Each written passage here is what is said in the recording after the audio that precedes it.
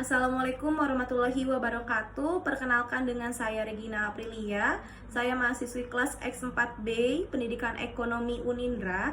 Di sini saya akan membuat tugas video micro teaching dengan berjudul Perhitungan Pendapatan Nasional.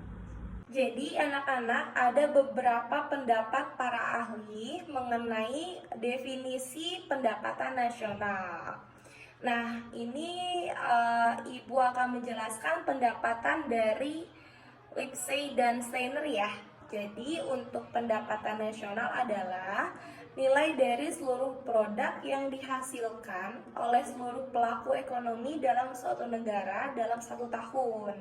Nah, Ibu juga bahas tentang pendapatan nasional menurut Wikipedia.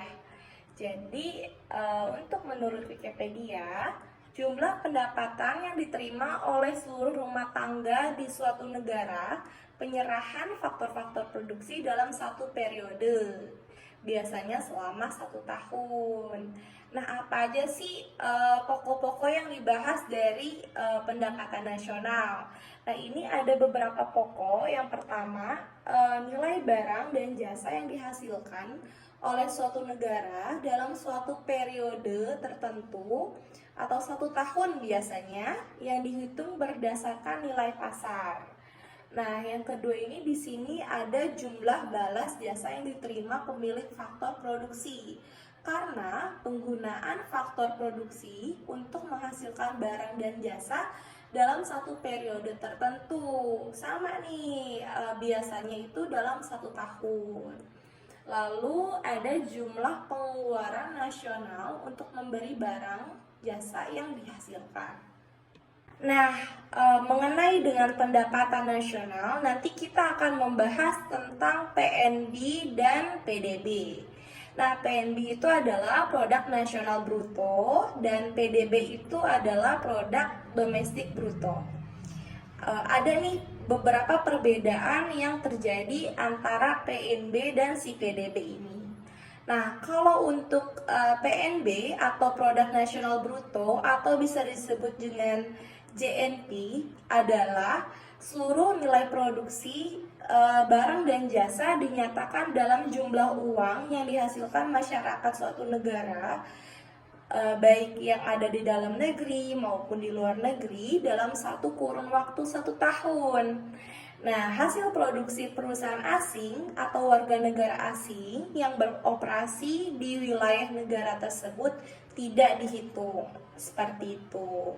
Lalu kalau untuk si produk domestik bruto atau BDP atau kita sebut juga dengan JDP adalah nilai barang dan jasa yang dihasilkan seluruh warga masyarakat, nah termasuk warga negara asing. Jadi dia langsung lingkup di dalam suatu negara dalam periode tertentu, biasanya 1 tahun, dinyatakan dalam jumlah uang.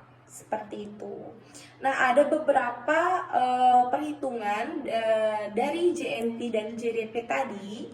Kalau untuk JNP, perhitungannya adalah GDP plus NR. NR itu adalah net receipt or income receipt dikurangi payment receipt, seperti itu. Atau cara perhitungan dari si GDP ini adalah JNP dikurang NR. Nah, income receipt dikurangi dengan payment receipt, seperti itu. Jadi pendapatan dikurangi dengan pengeluaran, seperti itu. Nah, apa sih faktor-faktornya itu? Kalau untuk si net receipt atau NR, itu dapat disebut dengan pendapatan faktor produksi neto. Untuk perhitungannya yaitu selisih antara pendapatan faktor produksi neto dari luar negeri dikurangi dengan pembayaran faktor produksi neto ke luar negeri. Nah, dengan demikian, jika PDB lebih besar dari PNB, maka penanaman modal asing di suatu negara lebih besar dari penanaman modal negara itu di luar negeri. Negara-negara berkembang biasanya PDB lebih besar dari PNB. Sekarang Ibu akan membahas tentang metode-metode apa aja sih yang dipakai untuk perhitungan pendapatan nasional.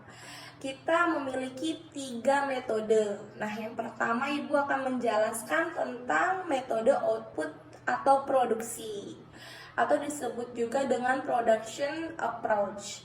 Nah, menurut metode ini, PDB adalah total output atau produksi yang dihasilkan oleh suatu perekonomian, di mana cara perhitungannya dengan membagi-bagi perekonomian menjadi beberapa sektor produksi atau dengan industrial origin.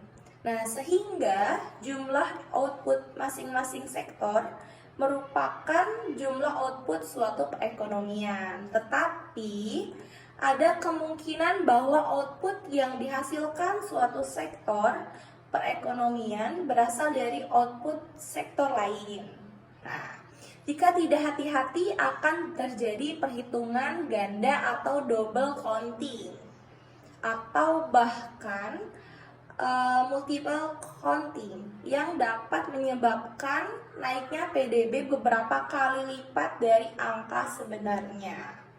Sehingga untuk menghindari hal itu akan dijumlahkan adalah nilai tambah masing-masing sektor. Yang dimaksud nilai tambah adalah selisih antara nilai output dengan nilai input. Dapat kita perhitungkan ya, di sini ada NT sama dengan NO dikurang NI. Nah, di mana NT itu artinya nilai tambah, kalau untuk NO itu nilai output, dan NI itu nilai input.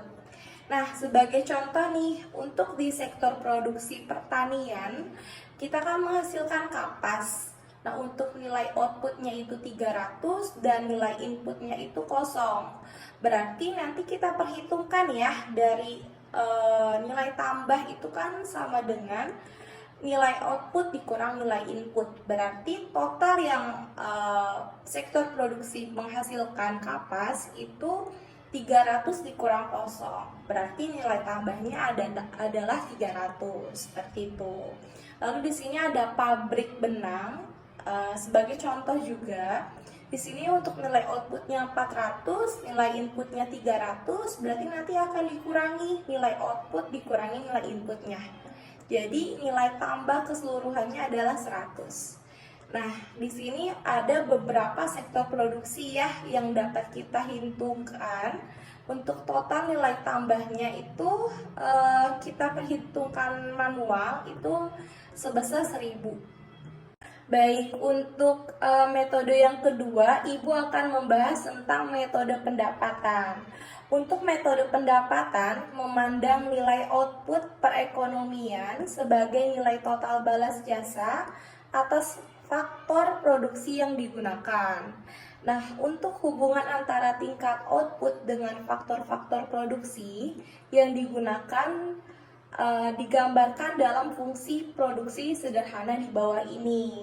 Nah, di sini ada lambang Q, lalu sama dengan L, K, R, E. Nah, di mana untuk Q itu adalah output, R itu adalah sumber daya atau research, L itu adalah tenaga kerja, dan E itu adalah kemampuan atau kewirausahaan, dan K itu adalah barang modal atau kapital. Persamaan di atas menunjukkan bahwa untuk memproduksi output dibutuhkan input berupa tenaga kerja, barang modal dan uang atau finansial, jumlah tenaga kerja, barang modal, dan uang yang banyak tidak akan menghasilkan apa-apa jika tidak ada kemampuan entrepreneur atau kewirausahaan.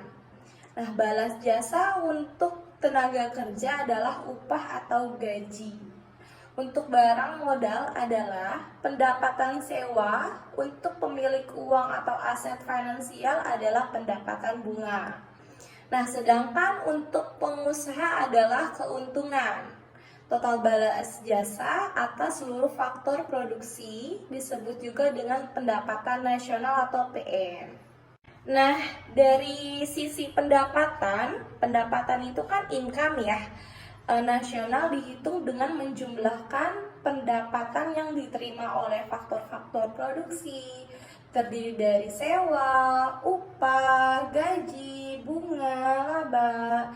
Nah, jadi untuk komponen pada pendapatan tingkat nasional dari sisi pendapatan, itu yang pertama ada sewa atau biasanya kita sebut dengan R atau rent income. Lalu ada upah dan gaji atau kita sebut wage and salary income atau disingkat dengan W. Lalu ada bunga, interest income atau disingkat dengan I. Lalu yang keempat ada laba usaha atau profit income disebut dengan P. Nah, jadi dalam bentuk persamaan dapat dirumuskan sebagai berikut. P itu kan pendapatan nasional. Sama dengan W plus I plus R plus P. Seperti itu. Nah, lalu di sini ada metode ketiga. Nah, siapa nih kira-kira yang tahu tentang metode ketiga? Atau pernah dengar tentang metode pengeluaran? Baik, Ibu akan menjelaskan ya tentang metode pengeluaran. Nah, menurut metode pengeluaran, nilai PDB merupakan nilai total pengeluaran dalam perekonomian selama periode tertentu. Menurut metode ini, ada beberapa jenis pengeluaran agregat dalam suatu perekonomian. Yang pertama, pastinya ada konsumsi rumah tangga. Pengeluaran ini dipakai untuk konsumsi akhir, baik barang dan jasa yang habis dipakai dalam tempo setahun atau kurang dari 1 tahun. Atau bisa juga bahkan lebih dari 1 tahun, seperti itu. Nah, yang kedua kita ada pengeluaran pemerintah. Maksudnya adalah pengeluaran pemerintah yang digunakan untuk membeli barang dan jasa akhir.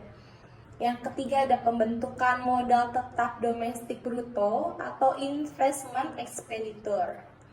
Pengeluaran ini dilakukan untuk memelihara dan memperbaiki kemampuan atau meningkatkan nilai tambah. Lalu yang keempat ada ekspor neto. Nah, yang dimaksud dengan ekspor bersih adalah selisih antara nilai ekspor dengan impor. Ekspor neto yang positif menunjukkan bahwa ekspor lebih besar daripada impor. Begitu juga dengan sebaliknya.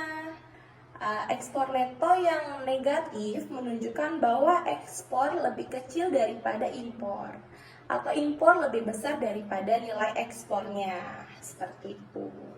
Nah, nilai PDB berdasarkan metode pengeluaran adalah nilai total 5 jenis pengeluaran.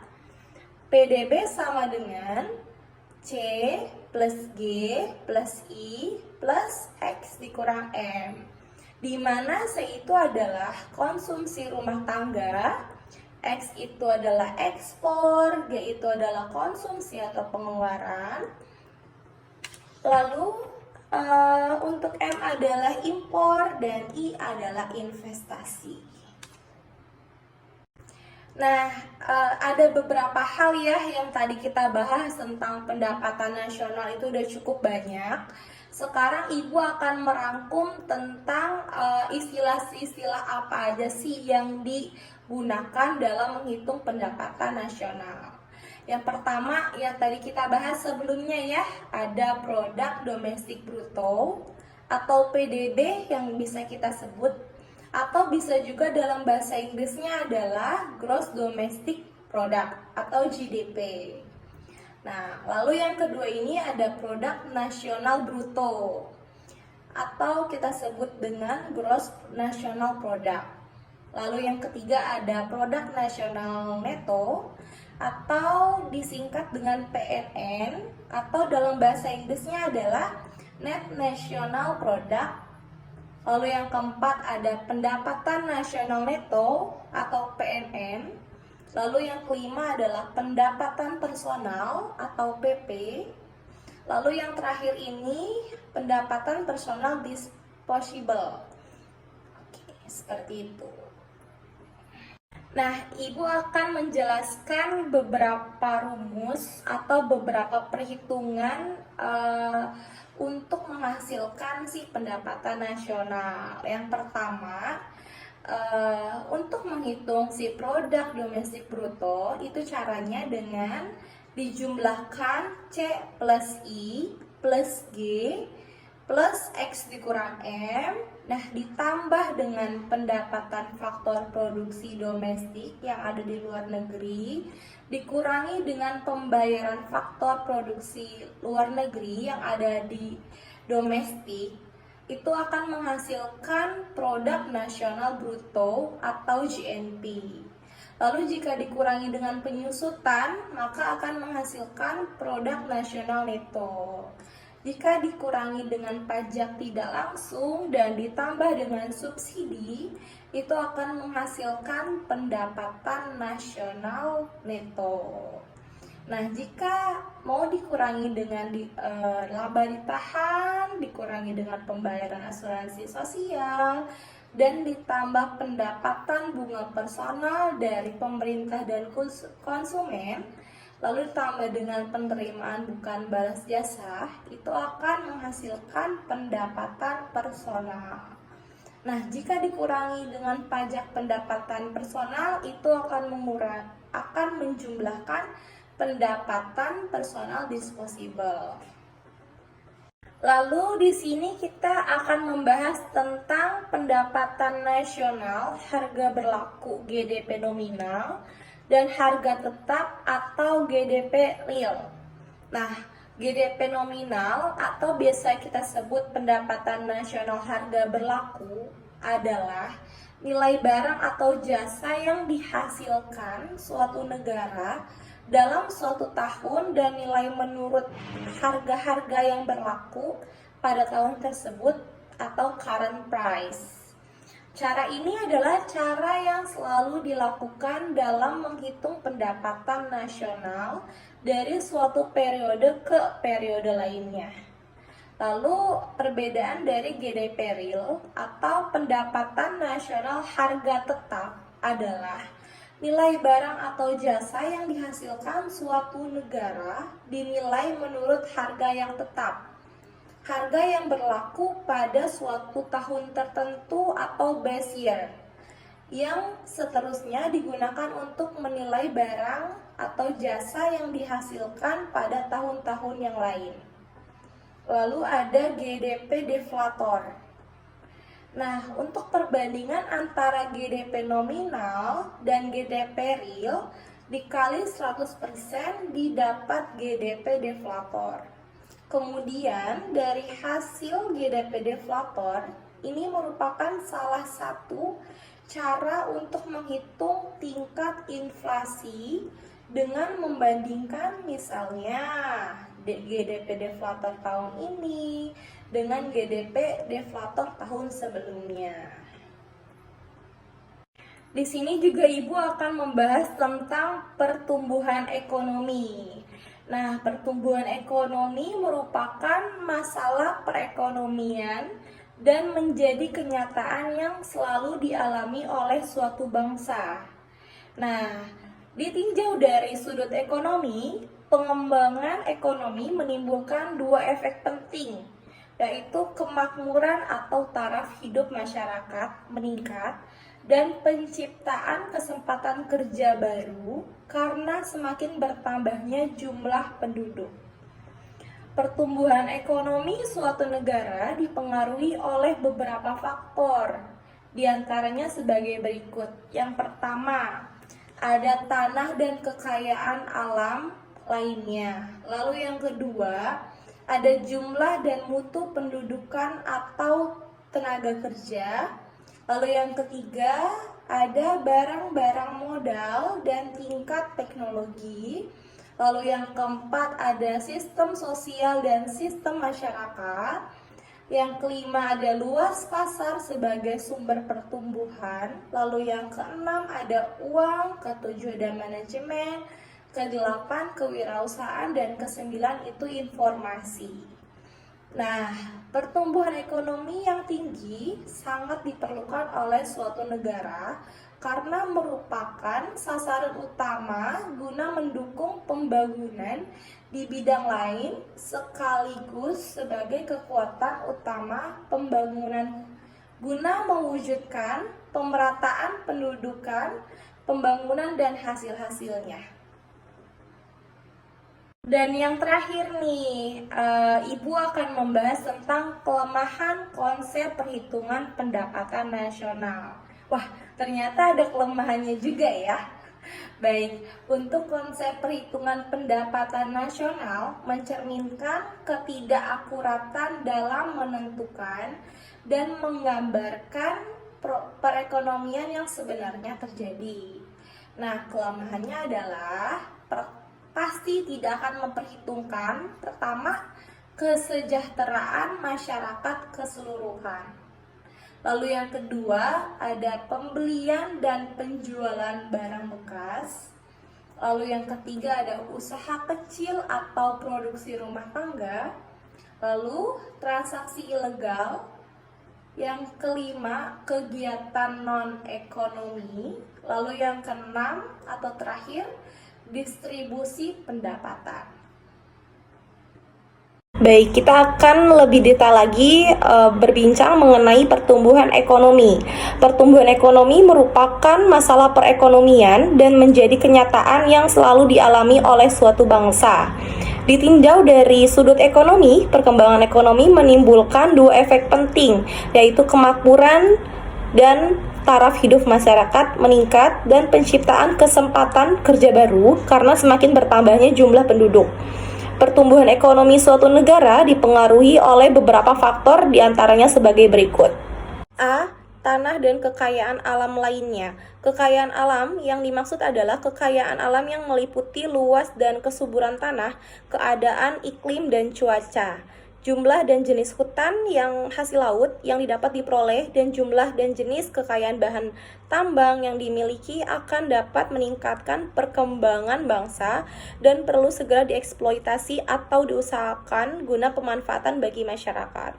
Lalu yang kedua ada jumlah dan mutu penduduk atau tenaga kerja. Pertambahan penduduk dari waktu ke waktu dapat menjadi pendorong maupun penghambat pada perkembangan.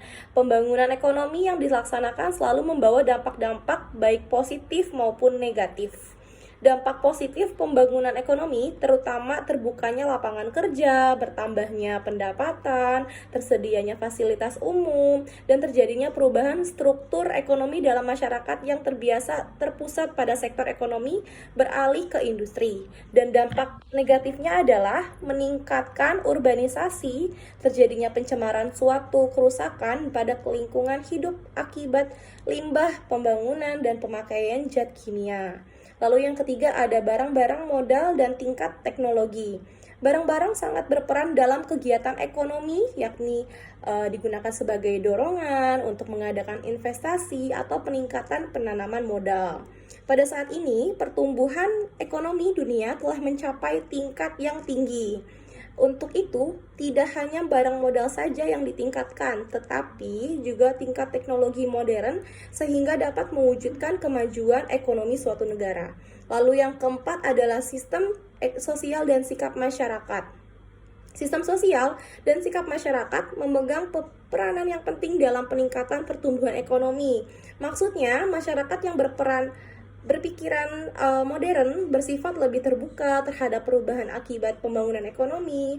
Sebaliknya, masyarakat yang belum berpikiran maju dapat sebagai penghambat yang serius dalam pembangunan dan pertumbuhan ekonomi. Lalu yang kelima, ada luas pasar sebagai sumber pertumbuhan. Adam Smith mengemukakan bahwa spesialisasi dalam produksi dibatasi oleh luas pasar. Dan keterbatasan luas pasar akan mempengaruhi atau membatasi pertumbuhan ekonomi suatu negara.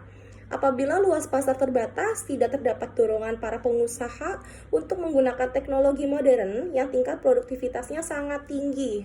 Oleh karena itu, tingkat produktivitas pendapatan para pekerja tetap rendah sehingga membatasi suatu pasar. Lalu yang keenam ada uang. Dalam perekonomian modern, uang memegang peranan dan fungsi sentral. Uang bagi perekonomian ibarat darah dalam tubuh manusia, tidak mengherankan makin banyak uang yang digunakan dalam proses produksi, makin besar output yang dihasilkan. Lalu selanjutnya ada manajemen. Manajemen adalah peralatan yang sangat dibutuhkan untuk mengelola perekonomian modern, terutama bagi perekonomian yang sangat mengandalkan mekanisme pasar. Sistem manajemen yang baik terkadang jauh lebih berguna dibandingkan barang modal yang banyak, uang yang berlimpah, dan teknologi yang tinggi. Selanjutnya ada kewirausahaan atau entrepreneurship. Lebih luas daripada cakupan manajemen adalah kewirausahaan. Untuk sementara, kewirausahaan cukup didefinisikan sebagai kemampuan dan keberanian mengambil resiko guna memperoleh keuntungan. Keberanian itu bukan asal-asalan. Para pengusaha mempunyai perkiraan yang matang bahwa input yang dikombinasikan akan menghasilkan barang dan jasa yang dibutuhkan masyarakat. Kemampuan mengkombinasikan input ini dapat disebut sebagai kemampuan inovasi. Lalu ada informasi, syarat agar pasar berfungsi sebagai alokasi sumber daya ekonomi yang efisien adalah adanya informasi yang sempurna dan seimbang atau perfect and symmetric information. Kegagalan pasar merupakan akibat tidak terpenuhinya asumsi-asumsi ini. Tuntutan gerakan reformasi di Indonesia berupa transparansi dan kebebasan informasi dilihat dari teori ekonomi dapat dibenarkan. Nah, pertumbuhan ekonomi yang sangat tinggi diperlukan oleh suatu negara karena merupakan sasaran utama guna mendukung pembangunan di bidang lain sekaligus sebagai kekuatan utama pembangunan guna mewujudkan pemerataan pembangunan dan hasil-hasilnya. Dalam analisis makroekonomi, tingkat pertumbuhan ekonomi yang dicapai suatu negara diukur dan berkembangan pendapatan nasional real suatu negara. Perbedaan antara pertumbuhan ekonomi dengan pembangunan ekonomi. Banyak pendapat yang mempercampur adukan penggunaan istilah pertumbuhan ekonomi atau economic growth dengan pembangunan ekonomi atau economic development. Sebenarnya kedua istilah itu memiliki arti yang berbeda. Walaupun keduanya menjelaskan tentang perkembangan ekonomi suatu negara, pertumbuhan ekonomi adalah perkembangan kegiatan dalam perekonomian yang menyebabkan barang dan jasa yang diproduksi dalam masyarakat bertambah dan kemakmuran masyarakat meningkat. Dalam kegiatan ekonomi yang sebenarnya, pertumbuhan ekonomi berarti perkembangan ekonomi secara fisik yang terjadi di suatu negara seperti pertumbuhan jumlah dan produksi barang industri, perkembangan infrastruktur, pertambahan jumlah sekolah, perkembangan barang manufaktur, dan sebagainya. Sementara itu, pembangunan ekonomi adalah pertumbuhan ekonomi yang diikuti oleh perubahan-perubahan dalam struktur ekonomi dan corak kegiatan ekonomi atau usaha guna meningkatkan pendapatan per kapita dengan jalan mengolah kekuatan ekonomi potensial menjadi ekonomi real melalui penanaman modal, penggunaan teknologi, penambahan pengetahuan, peningkatan keterampilan, serta penambahan kemampuan berorganisasi dan manajemen. Dengan demikian, pembangunan ekonomi bukan hanya masalah perkembangan pendapatan nasional real, melainkan juga masalah modernisasi kegiatan ekonomi, seperti perombakan sektor pertanian tradisional, percepatan pertumbuhan ekonomi, dan pemerataan distribusi pendapatan. Perbedaan pertumbuhan ekonomi dengan pembangunan ekonomi adalah sebagai berikut. Pertama, pembangunan ekonomi lebih bersifat kualitatif, bukan hanya pertambahan produksi, tetapi juga terdapat perubahan-perubahan dalam struktur perekonomian. Lalu yang kedua ada pertumbuhan ekonomi, keberhasilannya lebih bersifat kuantitatif, yaitu adanya kenaikan dalam standar pendapatan dan tingkat output produksi yang dihasilkan. Sesuai dengan tujuan perhitungan pendapatan nasional, yaitu untuk mengetahui perkembangan dan pertumbuhan ekonomi, serta juga untuk membuat perencanaan pembangunan suatu negara. Konsep perhitungan pendapatan nasional juga mencerminkan ketidakakuratan dalam menentukan dan menggambarkan perekonomian yang sebenarnya terjadi. Konsep perhitungan tidak melihat secara detail mengenai apakah pendapatan nasional menyebar secara merata dan adil ke seluruh masyarakat. Perhitungan hanya melihat secara total produksi atau pendapatan secara nasional. Perhitungan juga memperhitungkan barang produksi yang terjadi merupakan produk pada tahun di mana perhitungan dilaksanakan untuk produksi tahun-tahun sebelumnya tidak diperhitungkan. Padahal suatu barang mempunyai umur ekonomis yang berbeda. Misalnya, jika saudara membeli mobil pada tahun 2009, sedangkan perhitungan pendapatan nasional dilakukan untuk tahun 2010, maka pembelian yang dilakukan tidak masuk dalam perhitungan. Padahal mobil tersebut masih layak jalan atau masih mempunyai umur ekonomis.